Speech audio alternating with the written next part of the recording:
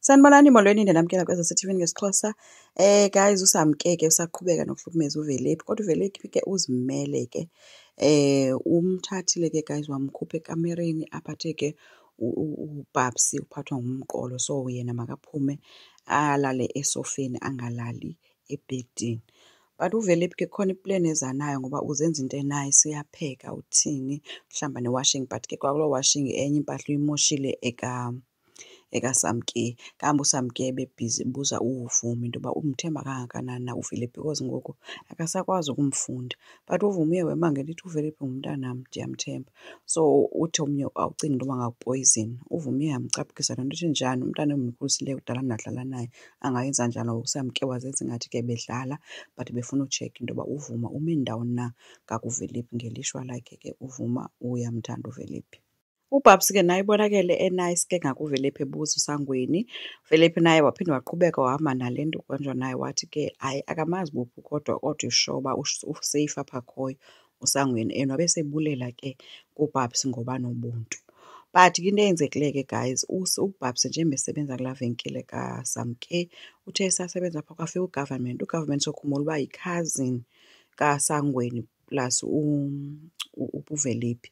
So now uBabs uthe xa ebona ugovernment wothuka, ethi ugovernment umkhumbuza umfana onguPrince owayeyi-ex kamama wakhe. So abe sekhuza kuVelaphi into yoba umamakho wayeke nomntu ongaka na, besisomnye hayibo. Kaloku i-age is just a number, abantu bayathandana abantu noba bangakanani. But ke ngoku seyayibona kuVelaphi uba there is something, and ugovernment akakadibani noSamke. So khumbula ugovernment uba yayingumntu owayesejele waphuma, kanti noSamke usuka ejele. So asinawuyazi noba abazani from ejele okanye bazana phi, asazi, kodwa ke ikhona into ezayo evuthwayo. Kanti ngakwelinye icala ibrother kanjengaye isesibhedlele ayikho rayithi and kufumaniseke into yoba ine-cancer ke. So unjengaye uzamile ukuza nesangoma kuba ke ubhuti wakhe ethe makuziwe naye because akabhilivi kwezinto zasesibhedlele. But unonyanakhe ke apha kusisigora uyalwa. Akayithandi ifemeli kanjengaye, uthi utatakhe njengabantu abangamoyanga anyway. So unokunalani babona mhlawumbi baphuwa and then lena ifemeli i-rich but ke bayifemeli ekugqibeleni. So akabathandisisi ncam, kahamba nokwenza ezama ukusondela kuye efuna umthengela ikofu, lo wamnikeza nje attitude.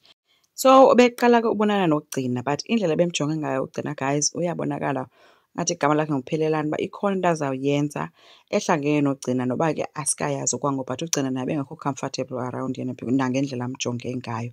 So ikhona into ezayo guys. uKwenzo ke guys uzama uncokolisa ke uVusi. uVusi akekho nice towards uKwenzo. I think uyamsizela kuba engazi yena uba okanguDlamini, kanti uKwenzo naye usizela uVusi because wazi uba yena uVusi akanguDlamini. But bobayi-two sendiba bakuloo nto, kodwa uGcina umile yena kwelithi iyambona na uKwenzo uba uthetha kanjani xa ethetha nawe. So uthetha nje nakanjani, akazi yena uba uKwenzo akazi nto ngoba loo nto le nto yidili yakhe noYiselina uVusi. So umengela ithi ke sukuyiyeka ke imishini yethu, masiqhubeke nalaa nto besikade siyenza. uVusi kubonakala njengomntu odikiweyo, ananaba udikwe nguKwenzo okanye udikwe nguGcina nezinto zakhe, asazi uba yeyiphi eyona yona. Utata omdala ke guys ucele umfana uba makambizele uPhetheni, noba ebenqikiza ukuya kumfana ke kuPhetheni, kodwa endaphe ke sesiya ke yomcela uPhetheni. Wafika ke esibhedlele ephethe ii-flowers ke wancokola notata Tata omdala ke uveze into ebesingakhange siyilindele, esithi kuba engekho eziva into yoba akekho rayithi ngoku, and okwesibini ebulela wethi yonke into abayenzelwa nguPhetheni. Akasenguye laa Phetheni bekade emthuka esithi ukhohlakele ntonto, uthetha kamandi ngoku naye. Wavele wazothi ke ndicela ukubuza into yoba ingaba ndim na utata kaKwenzo. Into etshoyo ke into yoba uPhetheni wayelala nale ndoda or akekho sure, or yile nto ebengafuni ukwenziwa i-DNA because ebemazi yena uba uKwenzo ngowakwaDlamini noba ngokwanjengayo, kodwa kusalayo nguDlamini. So make silinde ke guys, kukhona ii-bombs ezivela everyday kwaDlamini, ikhona nale. Asazi ke guys, enkosi, ngicela siqhubeke subscribe, silike, singakhomenta futhi. Bye.